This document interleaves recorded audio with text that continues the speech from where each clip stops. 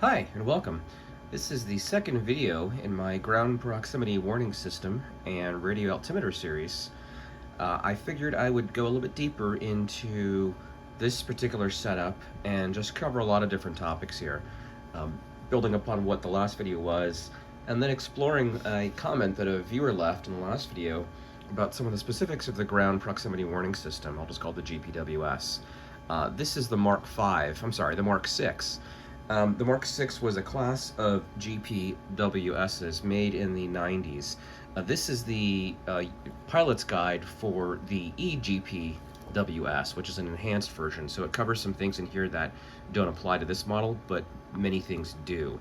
So as far as specifics go, as far as certain conditions that will produce alerts, this book will give you that specific information. So I'll go ahead and read some passages verbatim from that when the time comes.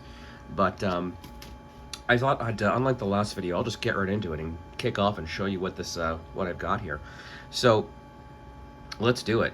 Right now we are in a powered on, but below there's no valid radio signal being fed to the altimeters here. So let's just start at the beginning. I'll go ahead and turn off the computer. So with this computer powered off, what we have here, this reads a GPWS in op. That's totally normal. When the computer receives no power, that is what it displays. So, you know, in case of a mid-flight malfunction, that's basically what happens. Turn the computer on. You'll notice everything kind of comes alive. This is a recent acquisition. It is a gyro indicator. There's no gyroscope inside of this. This is designed to take information from the other computers in the aircraft and turn that into actual display. So what I've got here is I've got this hooked up to two synchros. So by basically varying this synchro and this synchro, I can simulate exactly like what you're flying. Synchros are a fascinating topic, but in a nutshell, they use AC currents to produce a very precise signal that is translated into rotational movement. You'll notice here on the counter, this is 360 degrees, and this controls bank. You're hearing some bank angle warnings.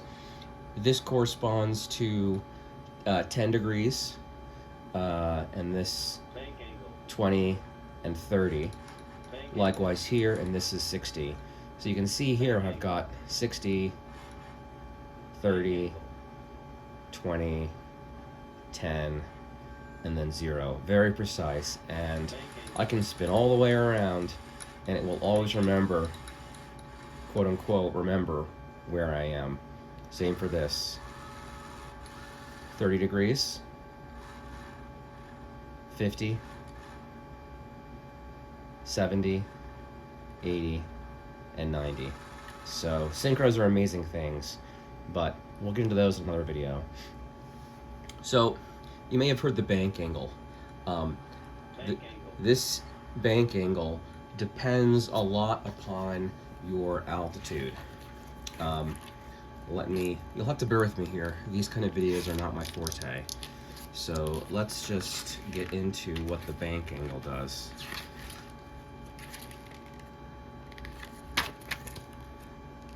Let's see.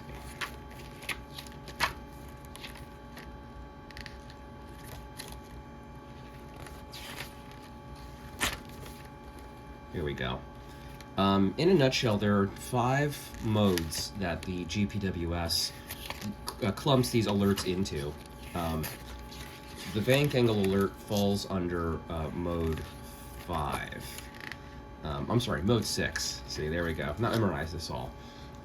What this diagram indicates here is there's a certain window, and you can see from this diagram that below and above certain altitudes, again, as far as the radar is concerned, the radio altimeter, certain bank angles will apply. So basically the lower you are, the lower a bank angle needs to be to trigger an alert. So You'll notice here, this first one is at 10. So it's closer more to 20. Again, this applies more to a newer model, so it's possible that the numbers have changed slightly. Oh, there we go.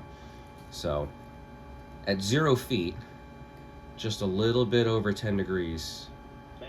Yeah, it's more like 12 or 15, triggers that bank angle. Mode 6 alerts don't produce any warnings on the lights. They note that here. As your altitude climbs, let's see, according to the diagram here, if I climb above 150 feet, the bank angle at 10 doesn't apply. I'd have to go more.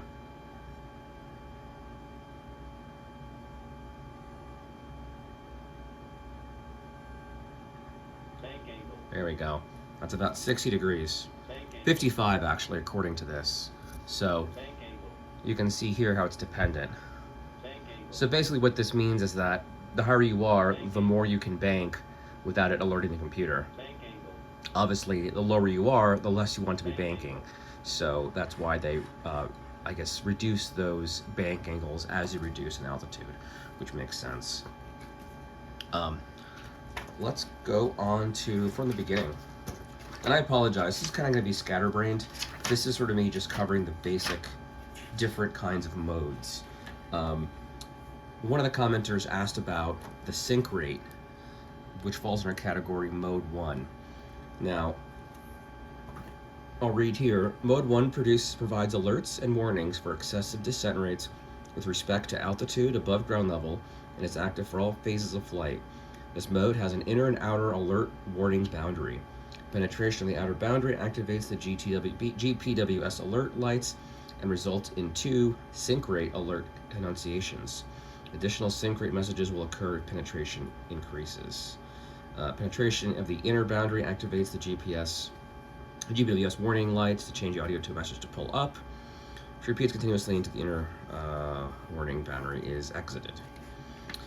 And then it refers to about glide slope here. If a valid ILS glide slope front course signal is received and the aircraft is above the glide slope center line, the outer sync rate boundary is adjusted to desensitize the sync rate alert boundary and prevent unwanted alerts. The aircraft is safely capturing the glide slope or repositioning to center line from above the beam. So I believe in the Classic, which is what mine is. Mine is made in, I believe, 1994. This refers to items from 1998. I believe the sync rate trigger on the Classic unit, which is what this one is tied to the barometric inputs. I don't have that simulated here, so you're not going to be able to, I can't trigger that with this setup here, but it is a to-do item. But let me just go ahead and show you some of the alerts that I've discovered thus far. So let me take us up to above what would be the normal operating area of this. So what I have here are 2 switches. This left one is for landing gear. This top one is for landing flaps. So in this rightmost position, I know it seems counterintuitive, this is in the regular flight condition. Gear is up, flaps are, I think, off. So this is the condition you would be before you approach your landing. So right now we are above 2,500 feet. Let's go ahead and bring down our altitude.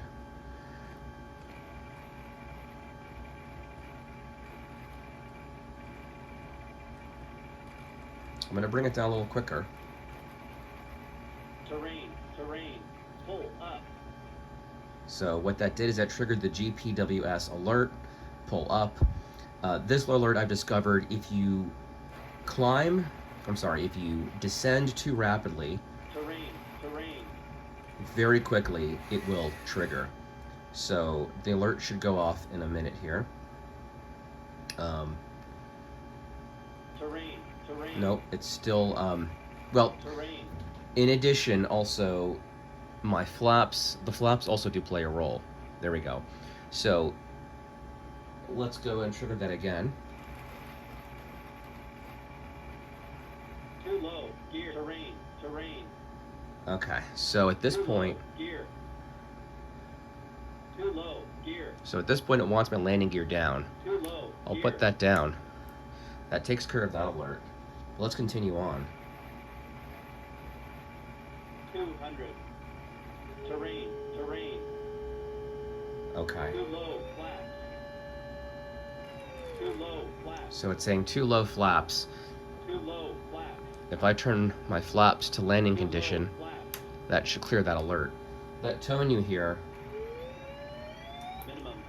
that signals 50 feet above decision height, which is set to 100 at the moment.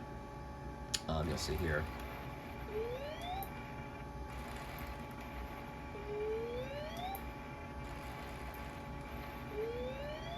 Kind of neat. And there we go. So let's go ahead and try this again.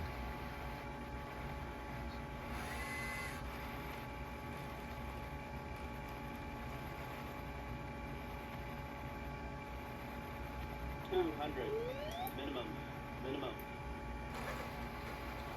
So really, the flaps and the gear have the most effect on what alerts you'll see. That basically, when your gear's down, your flaps are down, that also tells the computer that, hey, you're ready to land. So if I keep all that stuff in a flight condition, the computer is going to think that you are Terrain. maybe crashing or about to crash, which is why that alert. Gear. Terrain. So it'll start to bombard you with these alerts. Terrain. Pull up. Pull up. Too low. Gear. The alerts will also then go off if you go above a certain Too low. height. Gear.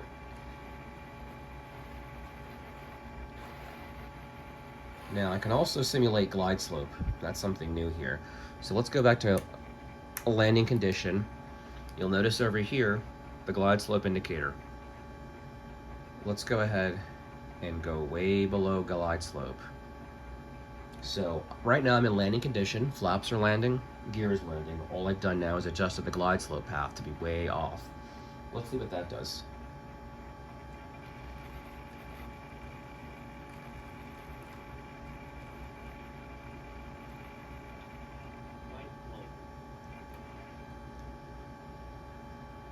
So it's a little hard to see here, but this is the below glide slope warning right here.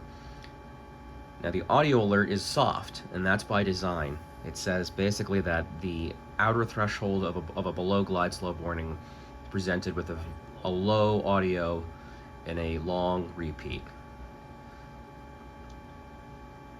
And that's so as not to be a nuisance. Now as we descend, 500.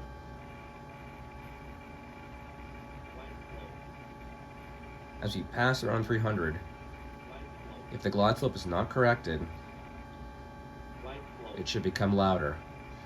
Now, there is no warning light, or I should say there's no flashing warning light for this condition. So this light simply turns on, and amber is the correct color it's called for. So at this point, it's sort of a soft alert.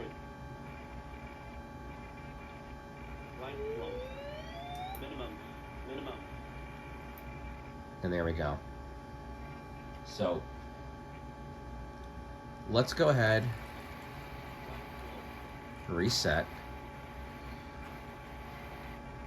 Now the computer does allow for a glide slope cancel. So this button also functions, it says here P cancel for press for cancel, and this is the glide slope canceled alert light that will pop up when that cancel condition is met. Purpose of this canceled situation is if you're purposefully landing in a low glide slope situation, maybe you're coming in very steep or shallow, something in maybe the terrain around the airport isn't conducive to a proper maneuver, the cancel button allows you to avoid that alert, just to reduce the nuisance in the cockpit. So I'll show you what that looks like.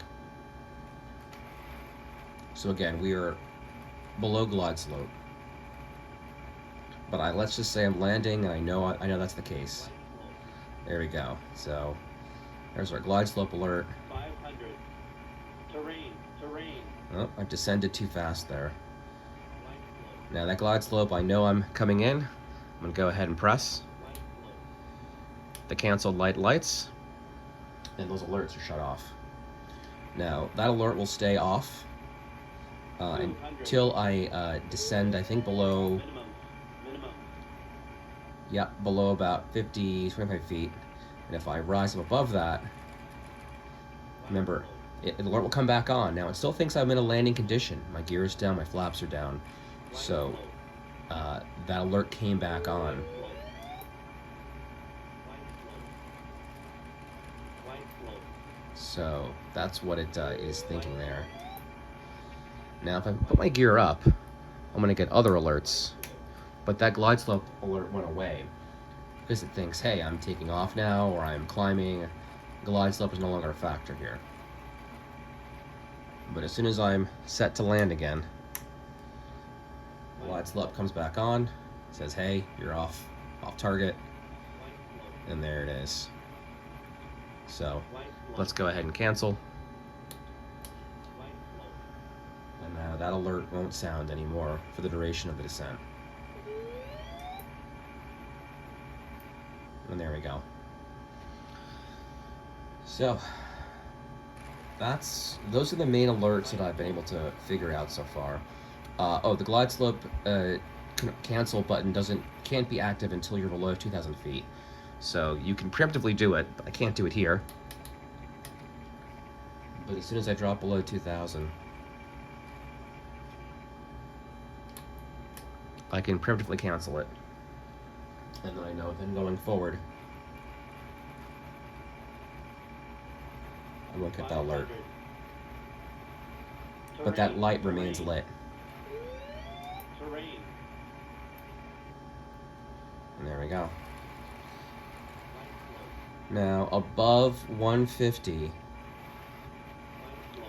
I don't believe the bank angle alerts come into play. Let's cancel that. Light slope.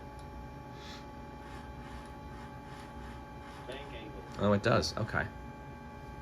Bank angle. It might just be above anything above 55, Bank angle. regardless of altitude. Bank angle. Bank angle. Yeah.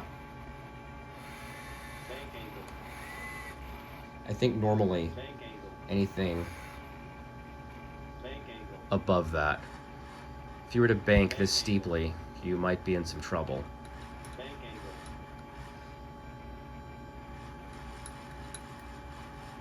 So, yep. Bank angle. I guess at about, Bank angle. yeah, 55, 60. Anything greater above landing, it will trigger. Bank angle.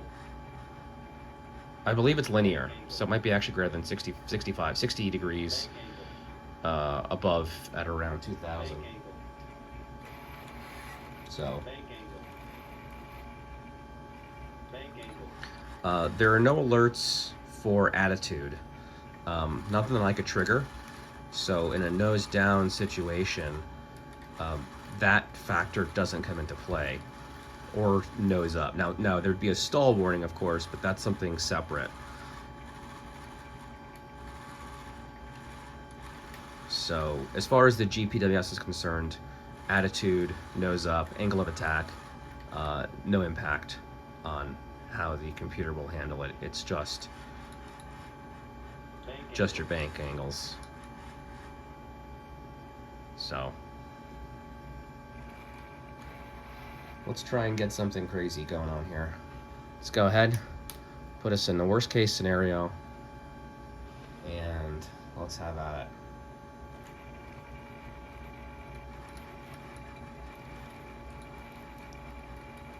Terrain, terrain. Pull up, pull up, pull up. Terrain. Pull up, pull up, pull up, pull up, pull up, pull up, pull up, pull up, pull up, pull up, pull up, pull up, pull up, pull up. and that's it. So Bank angle. there you have it. The computer, of course, can't work miracles. Bank angle. It only knows the inputs that it senses from the sensors, and this doesn't take control of the airplane. It's not like an MCAS or something like that. This is simply an alert, and hopefully the idea is the pilot will respond to these alerts and know how to react. So that's the purpose of the ground proximity warning system. It's literally a warning system. It's not designed to fly the plane or take over the plane in case of a pilot emergency or something like that. I believe it may tie into your autopilot in some fashion, but I'm not 100% sure. So there you have it. Again, a video that kind of went over the place, but I think this is again another primer, another large overview of this. And in subsequent videos, I'll go into more detail on these instruments.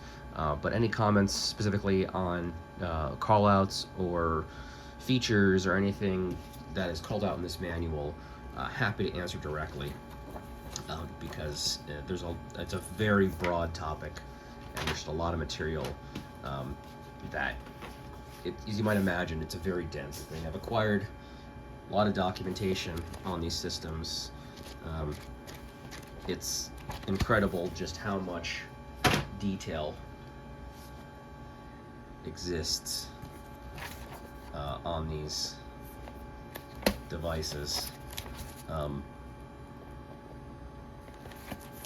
So some of this stuff exists digitally, some of this does not, but I will try and make this available as soon as I can. Okay, thanks for watching, and I will see you in the next video.